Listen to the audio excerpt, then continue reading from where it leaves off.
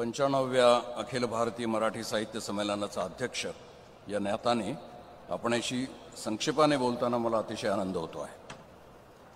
उदगीर येथे होणाऱ्या या साहित्य संमेलनाचे उद्घाटक माननीय श्री शरदचंद्रजी पवार, या संमेलनाचे प्रमुख पाहुणे आणि ज्ञानपीठ पुरस्कार प्राप्त श्री दामोदर मावजो, मंचावर उपस्थित असलेले अन्य मान्यवर आणि त्याचप्रमाणे या संमेलनासाठी आवर्जून उपस्थित असलेले आपण सर्व गुणीजन मित्र हो, या सर्वांना प्रणाम करून मी निवेदनाची सुरुवात करतो। मित्र हो, हे संमेलन उदगीर येथे भरवलं जात आहे। हे ठिकाण मैत्रीचा आणि प्रेमाचा संदेश देणारा ठिकाण आहे। येथे 5 ते 6 भाषा बोलल्या जातात। मराठी, हिंदी, इंग्रजी, उर्दू, कन्नड व तेलुगू इतक्या भाषा बोलणारा समाज येथे एकत्रितपणे आणि आनंदाने राहतो आहे। त्यांच्यामध्ये कोणताही भाषिक संघर्ष नाही। आजच्या काळातली ही अत्यंत महत्त्वाची अशी गोष्ट मला स्वतःला वाटते। आजच्या विद्वेष वृद्धीच्या काळामध्ये हा संदेश आपल्या सर्वांना तारक ठरणार आहे। भारतीय संविधानाची मूळ प्रतीपैकी एक प्रत उदयगिरी महाविद्यालयाच्या ग्रंथालयामध्ये आदराने जपून ठेवलेली आहे। ही विशेष आनंदाची बाब। या ठिकाणी तिरंग्याचं कापड बनलं जातं, ही सुद्धा आदराची बाब। अशा ठिकाणी वास्तव्य करीत असलेल्या आणि वैचारिक जागृती प्राप्त करत असलेल्या समाजासमोर महाराष्ट्रभरच्या ठिकठिकाणून आलेल्या आणि महाराष्ट्राबाहेरून आलेल्या सर्व रसिकांसमोर बोलताना मला अतिशय आनंद होतो। उदयगिरी अर्थात उदयगिरीचं ऐतिहासिक व सामाजिक असं महत्त्व यापूर्वीच अधोरेखित झालेलं आहे। सन 1760 मध्ये निजाम विरुद्ध मराठे यांच्यात लढाई झाली। सदाशिव भाऊंनी निजामाचा पराभव केला। पानिपतच्या लढाईच्या पूर्वतयारीची सुरुवात उदगीरपासून सुरू झाली। हा इतिहास आपल्याला माहीत आहे। परमपूज्य स्वामी रामानंद तीर्थांच्या प्रेरणेने आणि बाबासाहेब परांजपे यांच्या ध्येयनिष्ठेतून महाराष्ट्र एज्युकेशन संस्था उभी राहिली। नीतिमान समाज घडावा यासाठी ही संस्था व्रतस्थपणे कार्य करीत आहे आणि मला ही अतिशय महत्त्वाची गोष्ट वाटते, नीतिमान समाज। आणि त्या संस्थेचं हे हिरक महोत्सवी वर्ष आहे। प्राचार्य नाय डोळे यांनी जे शैक्षणिक कार्य उभं केलं त्या कार्याला मी वंदन करतो। मित्र हो, हे संमेलन मराठवाड्यात भरतं आहे। मराठी भाषा इथे जन्मली आहे। मराठीची ही जन्मभूमी आहे मराठवाडा। मराठवाड्यातील सुविख्यात संत परंपरेला मी प्रणाम करतो आणि मराठवाड्याला विचारवंतांची जी परंपरा लाभलेली आहे, नरेंद्र कुरुंदकर, सेतू महादेवराव पगडी, बी रघुनाथ नशे, पोहनेरकर, भगवंत देशमुख, अनंत भालेराव इत्यादी सर्व गद्य आणि पद्य लेखक विचारवंतांचा आदरपूर्वक स्मरण करतो। मित्र हो, काळ तर मोठा कठीण आला असं विषादपूर्वक विधान काळाच्या प्रत्येक टप्प्यावर चिंतनशील लेखकांनी नोंदवलेलं आहे। प्रत्यक्षामध्ये काळ ही भव्य संकल्पना आपल्या चिंतन परंपरेमध्ये आपण स्वीकारली। भर्तृहरीने असं म्हटलंय की दिवस रात्रीच्या एका आड एक असलेल्या काळ्या पांढऱ्या चौकटींवर स्त्री पुरुषांचे विविध मोहरे फेकून त्यांचा चालू असलेला प्रारब्ध विषयक खेळ काळ स्वतःच पाहत रमत बसलेला असतो। मला स्वतःला भर्तृहरीची ही कल्पना भव्य आणि थरारक वाटलेली आहे। ही संकल्पना आपल्याला अंतर्मुख करते। काळ स्वतःच जर भोगता असेल तर सामान्य माणूस कोण आहे हा प्रश्न त्यातून निर्माण होतो। साहित्याला या प्रश्नाचं उत्तर द्यायचं असतं, द्यावं लागणार असतं। आपल्या सर्वांना माहीत आहे की बोटाला धरून काळाने आपल्याला हळूहळू वेगवेगळ्या कालखंडातून फिरवत आणलं। आपण यंत्रयुग अनुभवलं, तंत्रयुग अनुभवलं, अणुयुग आणि अवकाश युग अनुभवलं आणि आता आपण ब्रह्मयुगात प्रवेश केलेला आहे। या युगात सर्वसामान्य माणूस भ्रमित झालेला आहे, संमोहित झालेला आहे। मुख्य म्हणजे त्याची वाचा हरवलेली आहे। एक अबोध दहशत, भीती आणि आतंक त्याच्या जगण्याला वेढून राहिलेला आहे। या भीतीबद्दल साहित्याने बोललं पाहिजे, सांगणं अपेक्षित आहे आणि याबाबत आधीपासून साहित्याने वेळोवेळी काही एक सूचन करून ठेवलेलं आहे। त्याबद्दल मी आपणाशी थोडं सविस्तर असं बोलेन, परंतु निवेदनाच्या उत्तरार्धामध्ये बोलणार आहे। तत्पूर्वी लेखक का लिहितो हे जे काही मूलभूत प्रश्न असतात ज्याबद्दल आपण बोललं पाहिजे मंचावरून, त्याची अत्यंत थोडक्यात चर्चा या ठिकाणी करूयात। लेखक का लिहितो हा एक प्रश्न आहे। आपली व्यक्त होण्याची इच्छा थेट अमूर्तातल्या सर्जनाशी संबंधित आहे याची प्रत्यक्ष जाणीव लेखकाला होण्यापूर्वी लेखक काही एक अस्वस्थतेच्या भावावस्थेतून जात असतो। ही अवस्था त्याला घडवत असते, सर्जनाच्या वाटेवर नेऊन ठेवत असते। निर्मिती प्रक्रियेचा आंतरिक अस्वस्थतेशी संबंध असल्यामुळे आपण अस्वस्थ आहोत असं विधान प्रतिभावंत कलावंत जगभर करताना दिसतात। मात्र आपण अस्वस्थ का आहोत या प्रश्नाचं उत्तर सहसा मिळत नाही। लेखक या नात्याने मला देखील हा प्रश्न विचारला जातो, मला या प्रश्नाचं उत्तर द्यायचं आहे। एखाद्या जिवंत ग्रहाच्या अंतर्भागामध्ये विविध रसायनांमुळे आणि चुंबकीय वातावरणांमुळे जशी वादळं निर्माण होतात तशी अंतस्थ वादळं कलावंतांच्या मेंदूमध्ये निर्माण होत असतात। ही वादळं म्हणजे ब्रेन स्टॉर्म्स निर्मितीच्या विविध शक्यता निर्माण करतात। कलावंत अस्वस्थ असण्याचं हे एक कारण आहे। जे अमूर्तात आहे ते ओढून प्रकट करण्यासाठी कलावंताला अक्षय अशी ऊर्जा व्यतीत करावी लागते। जे जाणवतं ते एखाद्या माध्यमातून प्रकट करण्याचा प्रयत्न केल्याशिवाय कलावंताची सुटका नसते। हा एक अटळ असा शाप कलावंताने किंवा लेखकाने आपल्या भाळी स्वीकारलेला असतो। जाणवतं ते व्यक्त करणं सोपं नसतं, अनेकदा ते अव्यक्तातून व्यक्त होतं। स्वतःहून लादून घेतलेल्या छळवादातून सुटका व्हावी असं कलावंताला कधी वाटतं आणि जगभरच्या प्रतिभावंतांनी असे अनुभव नोंदवलेले आहेत। प्रतिभावंत कलावंत स्वतःला साक्षीदाराच्या वेदनामय भूमिकेतून पाहतो, म्हणजे पाहणारा आणि पाहणाऱ्यालाही पाहणारा अशी दुहेरी भूमिका असते। ही भूमिका मोठी वेदनादायक असते। साधनेच्या काळामध्ये लेखक अस्वस्थ भावदशेतून प्रवास करतो हे मी सांगितलं। तो स्वतःला अस्वस्थतेच्या टोकदार शिंगाच्या बैलाची झुंज देतो। हेमिंग्वेचं हे बुल फायटिंगचं वर्णन म्हणजे एक कविता आहे असं आपण म्हणतो, पण ते एक निर्मिती प्रक्रियेचं अस्वस्थ असं वर्णन आहे। साहित्यिक त्या बैलाच्या शिंगाने जखमी होतो। जास्त नेमका शब्द घायाळ असा आहे। अस्वस्थतेकडून घायाळ झालेला साहित्यिक काही विलक्षण असं निर्माण करू पाहतो। सर्वदूर पसरलेल्या आणि प्रारब्धाच्या खेळामध्ये अडकलेल्या संघर्षरत सामान्य माणसाला साहित्यिक पाहत असतो। नरदेहाच्या साफल्याबद्दल साहित्यिक प्रश्न विचारतो। माणसाला किडामुंगीसारखं जगताना पाहतो। ही सगळी महामायेची क्रीडा आहे असं त्याला सांगितलं जातं। माणसाच्या जीवित हेतूबद्दल मात्र लेखकाला कोडं पडलेलं असतं। टोकदार शिंगाच्या अस्वस्थ बैलाबद्दल बरोबर त्याला झुंज द्यावी लागते। पिंजऱ्यात अडकलेल्या चित्त्याच्या अस्वस्थ फेऱ्यांमधली जी स्फोटकं आहेत ते मेंदूमध्ये घेऊन त्याला वावरावं लागतं। माणसाशी नाळ जोडणाऱ्या निर्मितीचं आव्हान तो स्वीकारतो आणि अस्वस्थ होतो। लेखकाच्या अस्वस्थ असण्याची अशी काही कारणं आहेत। अस्वस्थता हे लेखकाला मिळालेलं वरदानच मानलं जातं। याच अस्वस्थतेच्या काळामध्ये लेखकाच्या अबोध लेखनीतून आणि मनातून साहित्यकृतीची निर्मिती होते। लेखक निवांत झाला, रिलॅक्स झाला की त्याची क्रिएटिव्हिटी किंवा त्याच्या निर्मिती क्षमता ही संपुष्टात येते असं मानलं जातं आणि म्हणून हा एक साधना काळ मानला जातो। लेखनाचं प्रयोजन काय आहे याच्याबद्दल देखील चर्चा होते। आत्मोद्गार अपरिहार्य होऊन प्रकटू लागतो तेव्हा चांगल्या किंवा श्रेष्ठ कलाकृतीचा जन्म होतो अशी नोंद आहे। बहुधा असा आत्मोद्गार सहकंपातून निर्माण होतो। भोवताली वेगवेगळ्या पातळ्यांवरून अनेक पद्धतीने अनेक प्रकारे संघर्ष करीत जगत राहणाऱ्या जीवांकडे पाहून जी काही एक वैश्विक करुणा निर्माण होत असेल त्या करुणेतून काही एक प्रेरणा घेऊन लेखक लिहायला लागतो व लेखकाच्या अनेकांच्या वेदना स्वीकारून सहकंपित होऊन जीवनदर्शी लेखन करतो। चिंतनशील व प्रामाणिक अशा लेखकाचं हे असं भागध्येय असतं।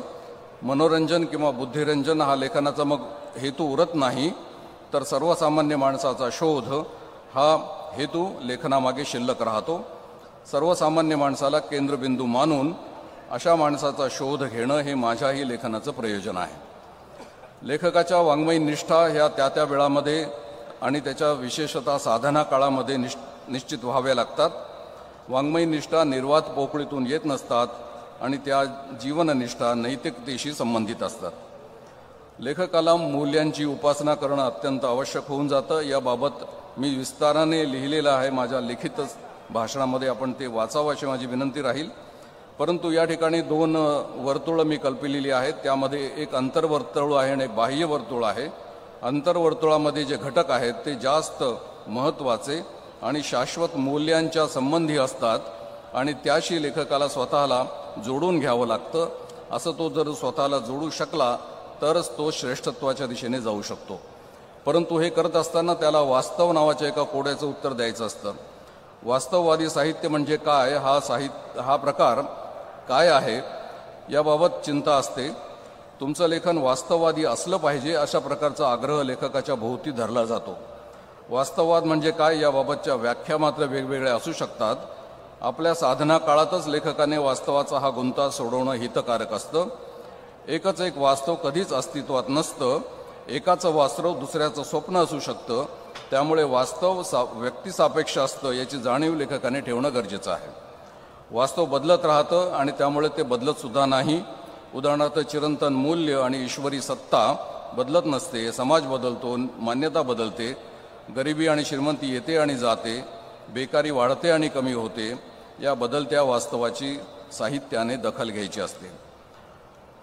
साधना काळ जो आहे तो लेखकाच्या एकूण सुरुवातीच्या काळाशी संबंधित आहे. त्याबद्दलची विस्तृत चर्चा मी केलेली आहे.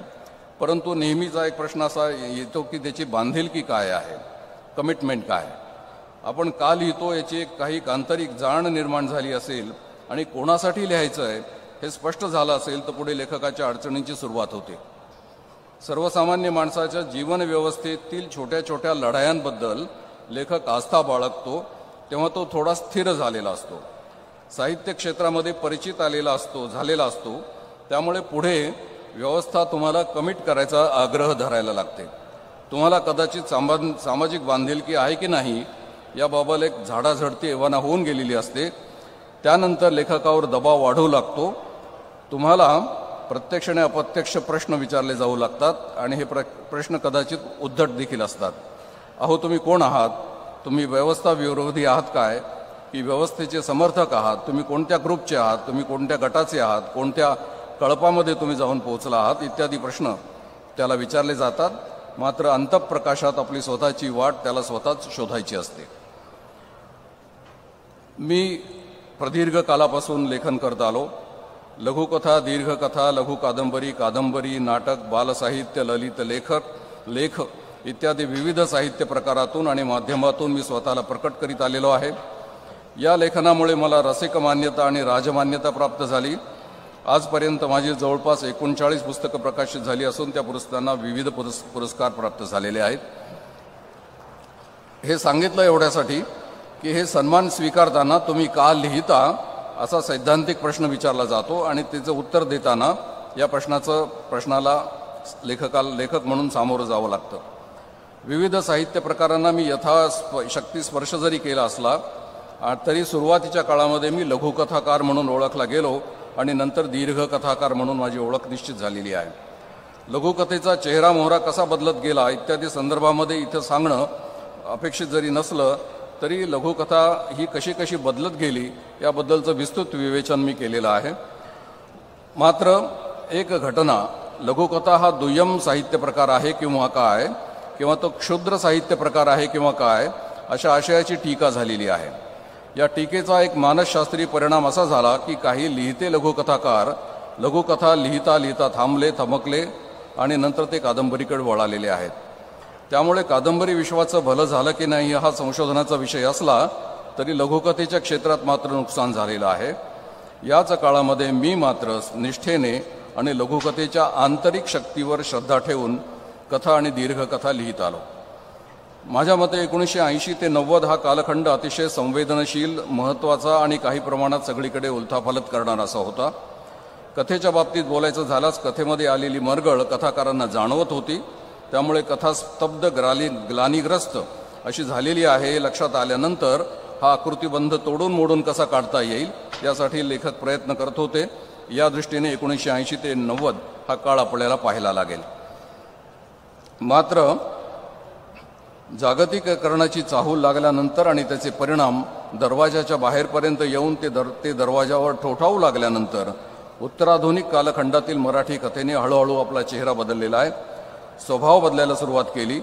माहिती आणि तंत्रज्ञानाच्या अफाट अशा माया जालातून मानवी मनाचा शोध अधिकाधिक प्रभावीपणे घेतला जाऊ शकतो हे माहीत झाल्यानंतर पूर्वीची मनोविश्लेषणात्मक कथा जास्त गडद झाली हे जरी खरं असलं तरी उत्तराधुनिक कालखंडातील कथा विश्वमनाचा शोध घेऊ लागली आणि पुन्हा एकदा व्यक्ती जीवनाकडून समाज जीवनाकडे प्रवास करू लागली.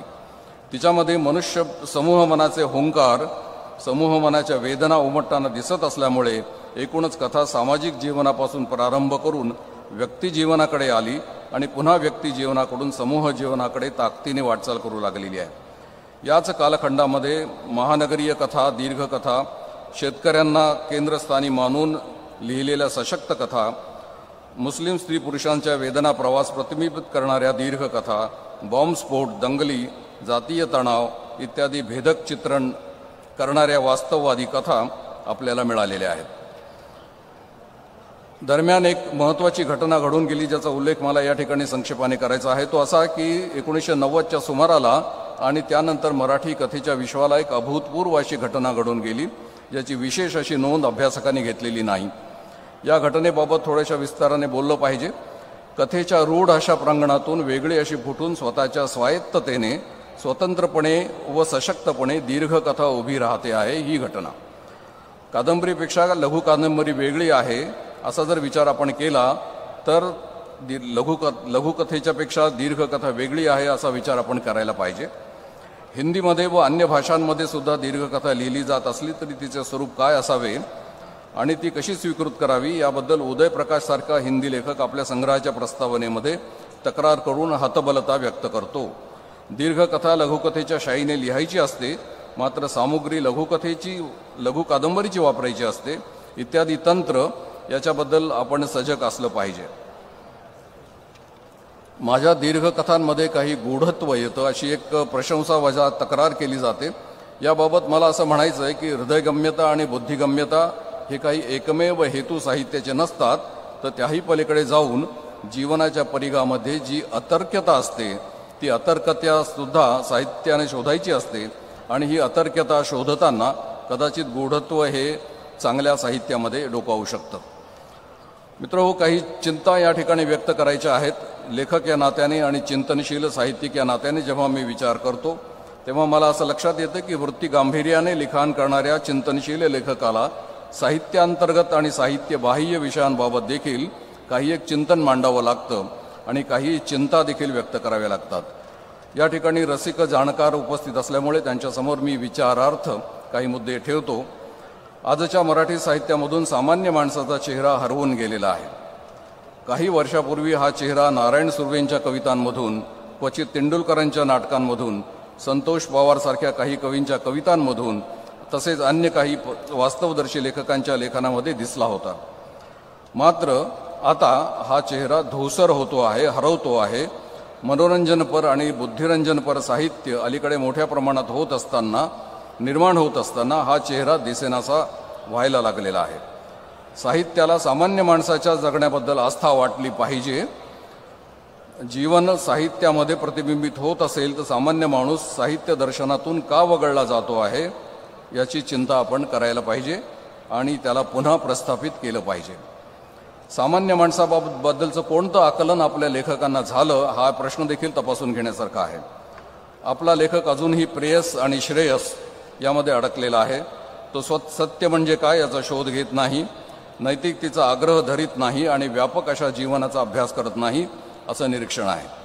सध्या सर्वसामान्य माणूस सर्वाधिक संभ्रमावस्थेमध्ये असताना, त्याचा आंधळा प्रवास सुरू असताना, अगम्य बधिरावस्था त्याला घट्ट लपेटून बसलेली असताना आणि त्याला परिवर्तन पाहिजे असताना, शोषणमुक्त समाज त्याला हवा असताना, भ्रष्टाचारातून पिळवटून त्याला नको असताना आपण त्याच्या दुःखाचा परिहार कसा होईल याबाबत आपल्या साहित्याने चिंता केली पाहिजे. एक विचित्र अशी घटना ज्याची नोंद मी या ठिकाणी करतो. साहित्याच्या परिघामध्ये एक तुच्छतावाद निर्माण झालेला आहे. हा तुच्छतावाद अनेक वर्षे जोपासला जातो आहे. व्यक्तिगत पातळीवर अनेकांची टिंगलटवाळी कोणी करत असेल तर त्याबाबत फारशी चिंता बाळगण्याचं कारण नसतं, कारण ही वैयक्तिक मतं असतात. मात्र परप्रकाशित, परभृत, इतरांच्या प्रभावळीमधील सामान्य अनुयायी आपापल्या ठिकाणी घट्ट बसून कथित तुच्छतावाद आणि प्रदूषण पसरवत राहिलेले असतात. ही मात्र चिंतेची बाब म्हणावी लागेल. या तुच्छतावादामुळे मराठी रसिकजनांच्या अभिरुचीचा अपमान होतो, मेहनती साहित्यिकांचा अवमान होतो याची दखल सहसा घेतली जात नाही. अशा बेजबाबदार टेंगलीतून मराठी साहित्याचं आपण काही नुकसान करतो आहोत काय याची जाणीव नसते.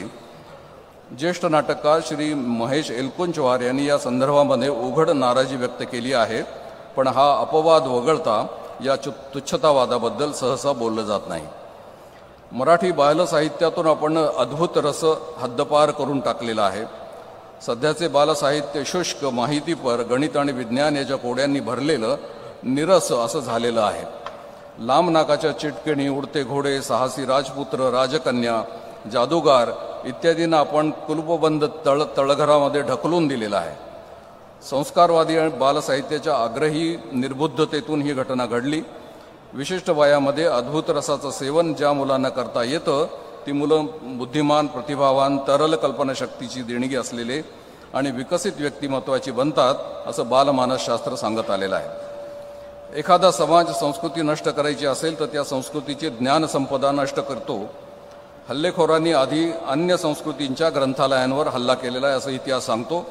आपण मात्र स्वतःच आपली ग्रंथालयं स्वहस्ते केविलवाणी, उपेक्षित आणि खिळखिणी करून टाकलेली आहेत. याबाबत आपण सर्वांनी चिंता वाहिली पाहिजे.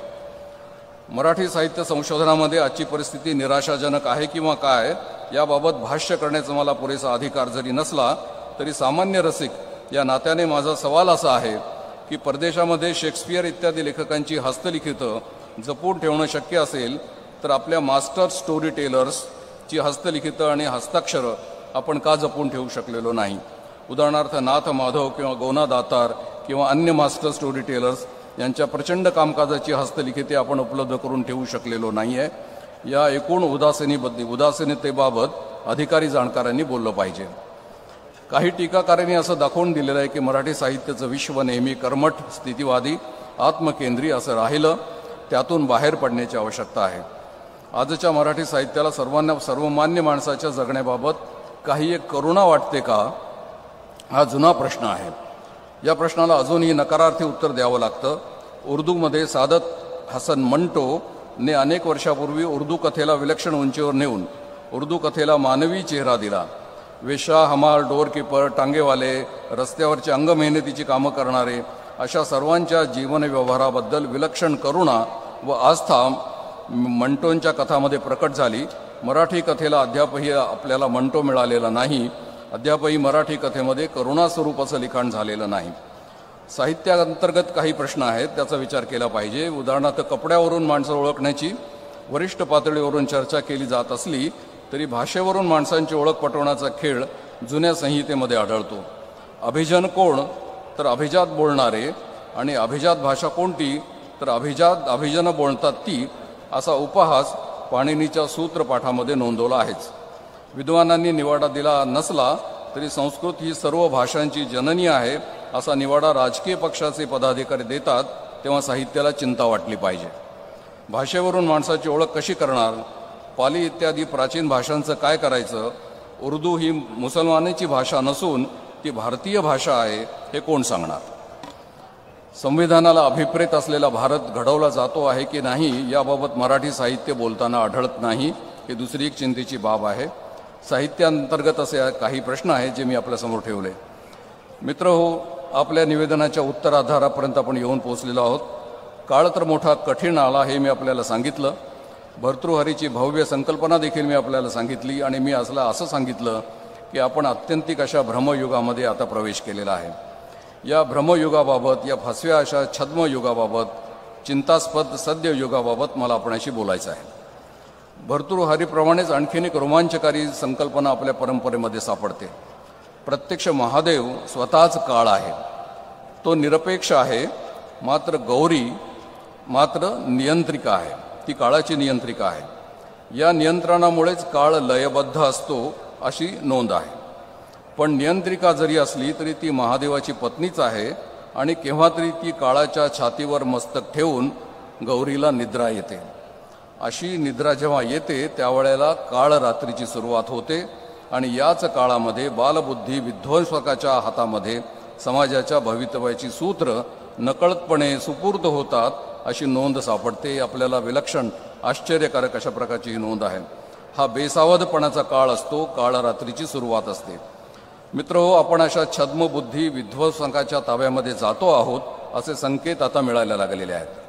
चिंतनशील लेखकाला अशा वेळेला चिंता वाटली पाहिजे. हे विध्वंसक आपल्या पुढील पिढींच्या हातामध्ये कोणत्या भिकेचा कटोरा देणार आहेत याचा फक्त अंदाजच करता येतो. पण नांदी तर झालेलीच आहे. आपण थाळी वाजवली आणि ती वाजवताना लेखक विचारवंत आणि विचारी माणूस चिंतेत पडला होता. थाळी वाजवण्याचे भीषण संदर्भ खरं तर राज्यकर्त्यांना सुद्धा माहीत नाहीत.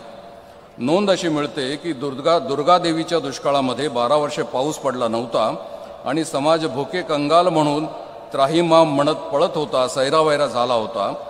भुके कंगालांच्या जरत्कारू टोळ्या अन्नाच्या शोधामध्ये बाहेर पडून थाळ्या वाजवत गल्लोगल्ली फिरत होत्या आणि समोरून येणाऱ्या माणसांवर तुटून पडत होत्या. अन्नासाठी चाललेली ही भीषण झटापट थाळीनादाशी अशी जोडली गेलेली आहे.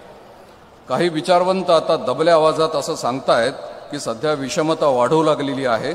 गरीब लोक आता दरिद्री होत आहेत, श्रीमंत लोक अतिश्रीमंत होत आहेत, मध्यम वर्ग वेगाने विभाजित होतो आहे, तो कनिष्ठ मध्यम वर्गामध्ये ढकलला जातो आहे, दरी वाढते आहे. कदाचित पुढे चालून आर्थिक दुर्बल घटक आर्थिकदृष्ट्या बरी परिस्थिती असलेल्या समाजवर्गावर आक्रमण सुरू करेल. त्यातून हळूहळू गृहयुद्धाची परिस्थिती निर्माण होईल. विचारवंत दक्षिण आफ्रिकेतील घटनांकडे अंगुली दर्शन करीत आहेत. आपल्या देशामध्ये अशी परिस्थिती निर्माण होऊ शकेल असा इशारा विश्लेषक विचारवंत देत आहेत, परंतु दबल्या आवाजात. लेखक हे ऐकून चिंतित होतो. थाळीवादनाचे ध्वनी त्याने ऐकले आहेत आणि दबल्या आवाजामध्ये दिलेल्या या सूचनांकडे त्याचं लक्ष जात आहे. मौलाना रूमी यांचा जन्म अफगाणिस्तानमध्ये झालेला होता 1207 त्यांनी आपल्याला एकूण मानवजातीला सावध केलेला आहे. त्यांनी असं म्हटलेलं आहे की जेव्हा व्यवस्था निर्माण करावी लागते तेव्हा व्यवस्था निर्माण करून देखील माणसं दुःखी का होतात, त्याचं उत्तर देताना त्यांनी असं म्हटलेलं आहे की 1000 काबिल आदमी के मर जाने से इतना नुकसान नहीं होता, 1000 काबिल आदमी के मर जाने से इतना नुकसान नहीं होता जितना कि एक अहमक के साहिबे इख्तियार होने से होता है.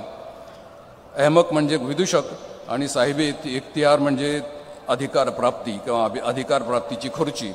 अर्थ असा आहे की लष्करातील 1000 सक्षम माणसं नष्ट झाली तरी फारसं नुकसान होत नसतं, मात्र एखाद्या विदूषकाच्या अधिकार प्राप्तीनंतर जे नुकसान होतं ते मात्र भरून निघणारं नसतं.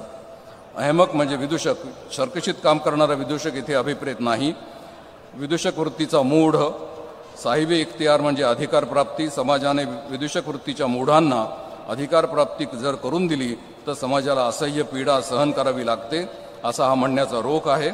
मौलाना रूमीने विदूषकांपासून सावध राहण्याची सूचना त्या काळामध्ये दिली होती आणि त्यांनी असंही म्हटलेलं आहे की ही प्रवृत्ती क्रूर प्रवृत्ती असते. आता त्याची सगळी झलक दिसायला लागलेली आहे. पण इतकंच नाही, लेखकाने सत्य बोललं पाहिजे, निर्भयतेने बोललं पाहिजे असंही साहित्य सांगतो. अब्दुल बिस्मिल्ला नावाच्या हिंदी लेखकाने दंतकथा नावाची एक लघुकथा लिहिली. मी कथाकार असल्यामुळे थोडक्यातमध्ये आपल्याला ते सांगितलीच पाहिजे. मी या लघुकादंबरीचा मराठीमध्ये अनुवाद केला. पुस्तक रूपाने हा अनुवाद आता उपलब्ध आहे. एक कोंबडा, एक प्रतीक त्याच्यामध्ये वापरलं आहे कोंबड्याचं. हा कोंबडा खाटीक मंडळीकडून स्वतःला वाचून जीवाच्या आकांताने धावतो आहे. धावता धावता तो एका नालीच्या पोकळीमध्ये आतमध्ये जाऊन बसलेला आहे. त्याला शोधण्यासाठी आणि मारण्यासाठी आलेली ही जी मंडळी आहेत ती कोंबड्याला बाहेर काढण्याचा प्रयत्न करतात. जीवाच्या भीतीने हा कोंबडा पुढे पुढे सरकत राहतो. आता पुढे सरकण्याचा रस्ता जवळपास बंद आहे. रस्ता बंद, मृत्यू तर केव्हाही येऊ शकतो आणि रात्र झाली आहे. अशा परिस्थितीमध्ये हा कोंबडा वाचकांना विश्वासात घेऊन संवाद करायला लागतो आणि तो आपल्या बालपणीच्या सगळ्या आठवणी सांगायला लागतो. आपण एक कोंबड्याची ही हकीकत आहे म्हणून त्या हकीकतेकडे बघायला लागतो, पण असं लक्षात येतं की ही हकीकत केवळ कोंबड्याची किंवा एका पक्ष्याची नाही, तर ती माणसाची आहे. सर्वसामान्य माणसाचं जीवन यापेक्षा वेगळं नाही. क्षुद्र जीवन पद्धती आणि सततचं वावरणारं भय याचा अनुभव माणूस घेत आलेला आहे. आणि या लघु कादंबरीच्या अखेरीस पहाट होता होता हा मरणासक्त कोंबडा निर्भयतेने आरवलेला आहे. त्याचं आरवणं अंधाराच्या चादरीला लखलखीत सत्याच्या सुरीने फाडून टाकतं आहे. आपण कुठे लपलो आहोत हे आपल्या आरवण्यामुळे शत्रूच्या लक्षात येईल इत्यादी भयोत्पन्न क्षुद्र सावधगिरी त्याला आता मागे पडलेली आहे. उगवत्या सूर्याला सलाम करायचा आहे. निर्भयता व्यर्थ आणि क्षुद्र भयावर मात करते आणि अशी मात केल्यामुळेच नवजीवनाचं स्वागत केलं जाऊ शकतं. असं हा कोंबडा आपल्याला सांगतो. अलीकडे बहुतेक कोंबड्यांचं आरवणं बंद झालं असताना आणि भीतीची काजळी सर्वत्र व्यापून राहिली असताना निर्भयतेने आरवण्याचं महत्त्व ही लघु कादंबरी त्यावेळेला अधोरेखित करते, याचं आश्चर्य वाटतं. प्रस्तुत भ्रमयुगाशी ही लघु कादंबरी जोडली जाते आहे हे पाहून आपण स्तिमित होतो. साहित्य आपल्या दृष्टिपणातून वेळेच्या आधीच आपल्याला इशारे देत असतात, ही साहित्याची शक्ती.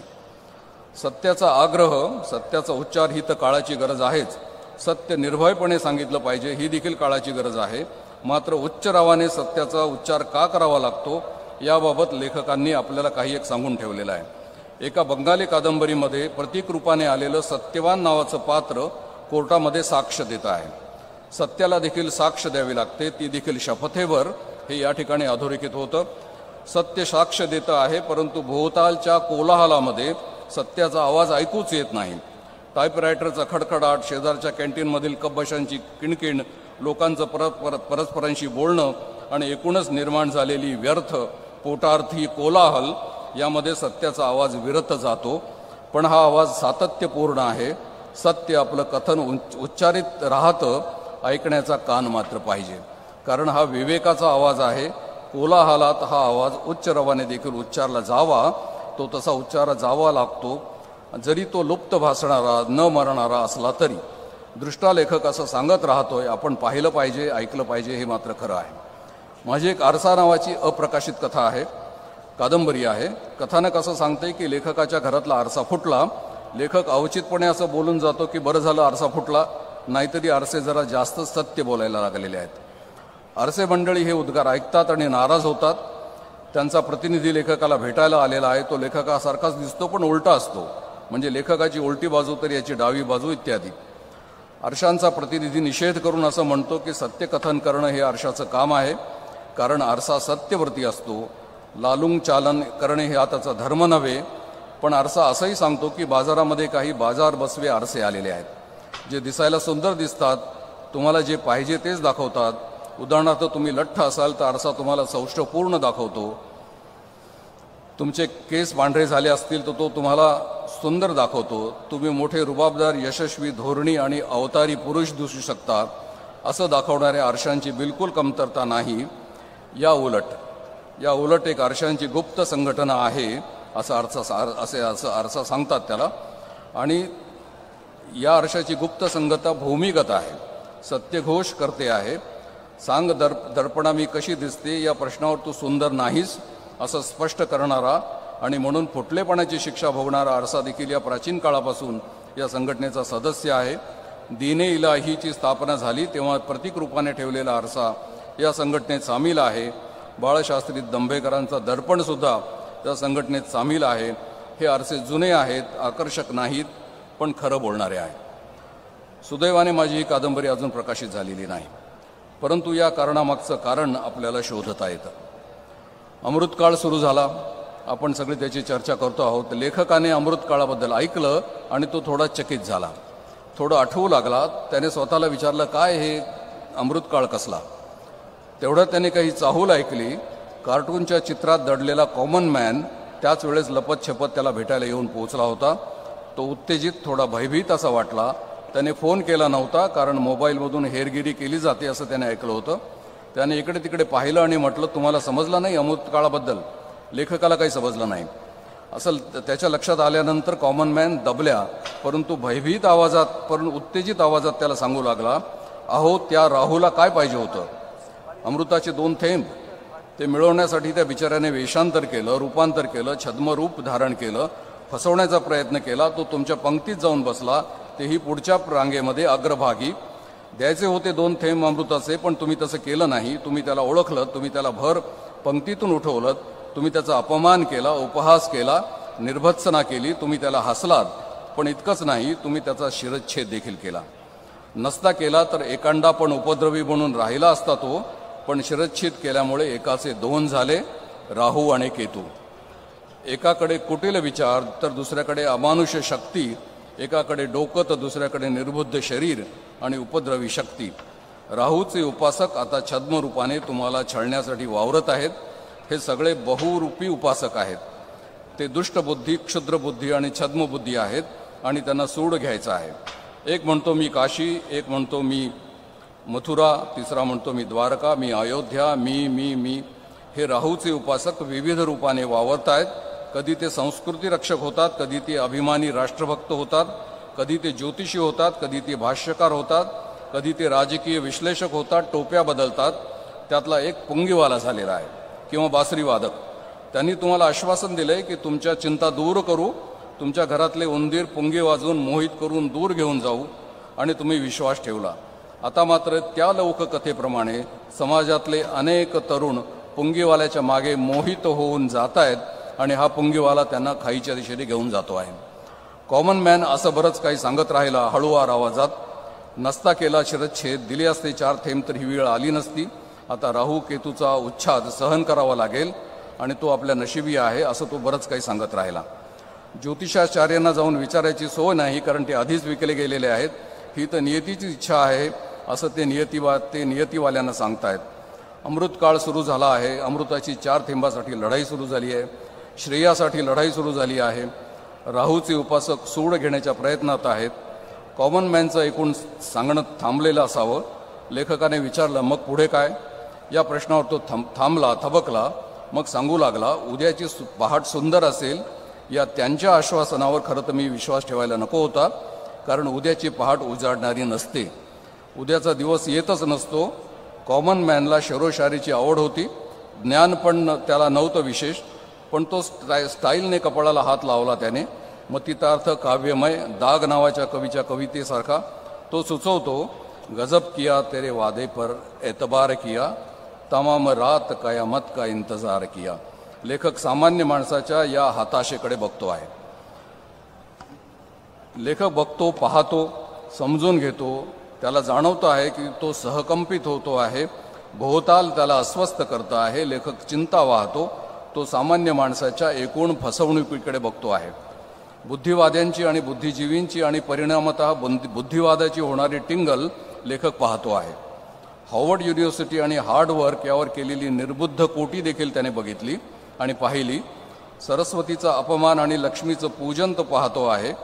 पैसे मोजून मोजून हाताला घट्टे पडतात, त्यामुळे हळूवार स्पर्श समजेनासा होतो.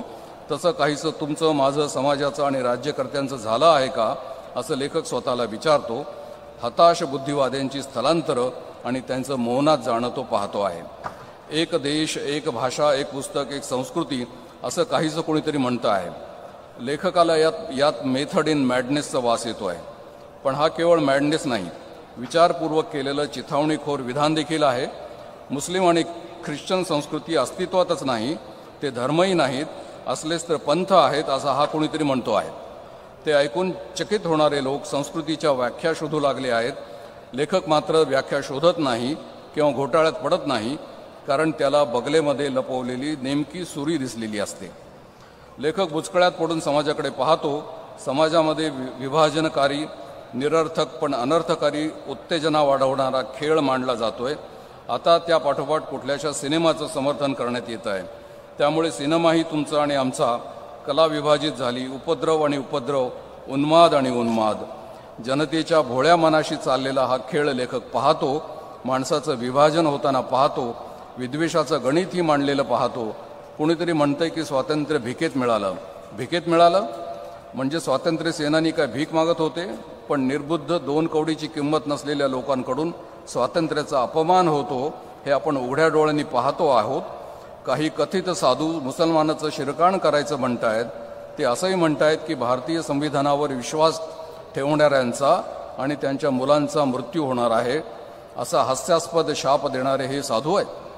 लेखक एकदा गावी गेला होता. एका बड्या घराच्या अंगणामध्ये बांधलेला कुत्री त्याच्यावर भुंकू लागली. लेखकाने घरमालकाकडे तक्रार केली. त्याला म्हटलं की तुमचे कुत्रे आमच्यावर भुंकत आहेत. घराचा मालक म्हणाला, आम्ही त्या कुत्र्याला भुंकायला सांगितलेलं नाही. लेखक म्हणाला, पण तुम्ही त्याला भुंकू नका असं देखील सांगितलेलं नाही. लेखक पाहतो की सरस्वतीचे उपासक दुःखी होत आहेत आणि लक्ष्मीची उद्धट उपासना चालली आहे. अपवाद वगळता सर्वत्र शांतता आहे. सर्वत्र दडे बसणारी शांतता. कोणीच बोलत नाही, कोणीच हरकत घेत नाही. सर्वत्र आणि सर्वत्र चतुर मौन पसरलेलं आहे. या मौनात स्वार्थ देखील आहे, तुच्छता देखील आहे, हिशेब आणि व्यवहार देखील आहे. सामान्य जनतेच्या दुःखाला चिरडणं देखील आहे.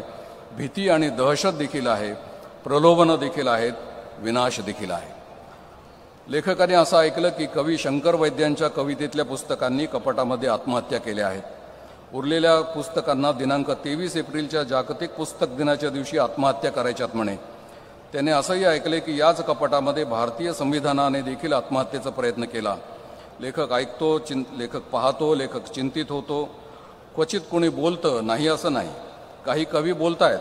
अनुराधा पाटील यांनी निशस्त्र कवीचा आकांत मांडलेला आहे. अशोक बागवे नावाचा कवी मौनाचा निशब्द कोलाहल ऐकतो. तो म्हणतो की मौनाचा निशब्द कोलाहल नंग्या परत तलवारी परजत निघून गेला थेट रक्ताच्या पल्याड.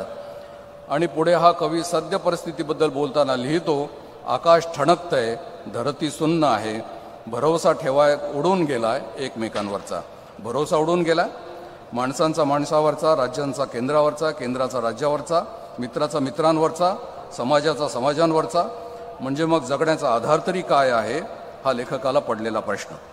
तिकडे परकीय नसलेला परंतु परकीय प्रदेशात राहिलेला एक कवी आश्वासन पूर्ततेची वाट पाहतो आहे. तो म्हणतो की नियतीशी करार करून स्वातंत्र्य मिळालं, पण विधीच्या विधानात लिहिल्याप्रमाणे आश्वासन पूर्तताच झाली पाहिजे ना. जगण्याचे अधिकार तुम्हालाही आहेत, मलाही आहेत. एक दिवस या दुःस्वप्नाचा अंत होईल आणि जनता जनार्दनाचं राज्य येईल. राज करेगा खलके खुदा, असं स्वप्न तो पाहतो आहे. खलके खुदा म्हणजे जनता जनार्दन, आम जनता. लेखक त्यामुळे आशावादी आहे. समाज देखील आशावादी आहे. इडापिडा टळो आणि बळीचं राज्य येवो असा उद्घोष समाजाने पूर्वीच केलेला आहे. कालपर्यंत लेखक ऐकत होता, आज लेखक हे सगळं पाहतो आहे. उद्या कदाचित तो बोलेल, पण त्याने बोललं पाहिजे. तो न बोलला तर प्रमाद होईल, तो न बोलला तर चतुर मौनाचा बळी ठरेल. लेखक आशावादी आहे, लेखक सत्याग्राही आहे, तो सत्यांविषयी आहे, तो सत्याभिलाषी आहे. सत्याचा उच्चार करणं, उच्च रवाने सत्याचा उद्घोष करणं ही लेखकाची भूमिका असते. धर्म असतो, कर्तव्य देखील असतं. तो बोलेल कदाचित उद्या, कदाचित सांगेल तो सर्वांना की मरणासन्न आणि अंधारात लपून राहिलेला कोंबडा दिवस उजाडताना सत्य सूर्याला सलाम करतो आणि आपल्या लखलखीत आरवण्याने अंधाराची झिरझिरीत चादर फाडून टाकतो. त्याचं आरवणं निर्भय आहे आणि सत्य देखील शपथेवर साक्ष देतं, पण सत्याची साक्ष ही विवेकाची साक्ष आहे.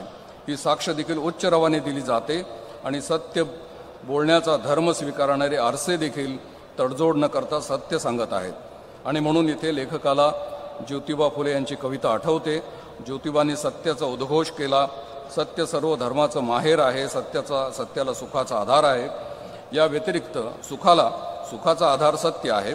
या व्यतिरिक्त सर्वत्र अंधकार आहे आणि सत्याचं बळ पाहून बहुरूपी भयभीत होत आहेत, असं ज्योतिराव फुले म्हणतात. राहूचे छद्मरूपी उपासक सत्याच्या प्रकाशामुळे भयभीत होतील अशी आशा त्यामुळे लेखकाला वाटते. लेखक बरंच काही आठवतो आहे.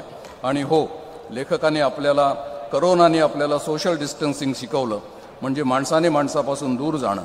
ते आपण तर करत आलो. करोनाने आपल्याला हात धुवायला शिकवलं, पण ज्यांच्या हाताला रक्त लागलेलं आहे किंवा पापाचा स्पर्श झालेला आहे ती मंडळी शेक्सपियरच्या त्या नाटकातल्याप्रमाणे वॉश माय हँड्स असं म्हणत देखील नाही आहेत. हे देखील लेखक पाहतो आहे. लेखक हे सगळं पाहतो, सगळं आठवतो, पण हे आठवलेलं त्याने सांगितलं मात्र पाहिजे. सत्यवदन हा लेखकाचा धर्म, निर्भयता हा त्याचा धर्म, विश्वबंधुत्व, विश्ववात्सल्य हा त्याचा धर्म. त्या धर्माला तो जागला पाहिजे. सर्जन बळाचं विस्मरण त्याला आणि समाजाला परवडणार नसतं. तेव्हा लेखकाची भूमिका काय असते, तुमची भूमिका काय आहे, ते प्रश्न तुम्ही मला विचारता, म्हणून तुम्हाला हे विस्ताराने सांगितलं. तुमच्या आणि माझ्या मेंदूमध्ये दडलेला सामान्य माणूस निर्भयतेने जगायला लागेल तेव्हा अच्छे दिवस येतील असा मला विश्वास वाटतो. लेखकाने आशावादी असणं त्याला कर्मप्राप्त असतं आणि त्याला दुसरा तरुणोपाय देखील नाही. आशावादी असणं ही त्याची अपरिहार्यता देखील आहे. आशावादी असणं या व्यतिरिक्त तो दुसरं काय करू शकतो. माझे 2 शब्द आपण शांतपणे ऐकले, याबद्दल मी आपला आभारी आहे. धन्यवाद.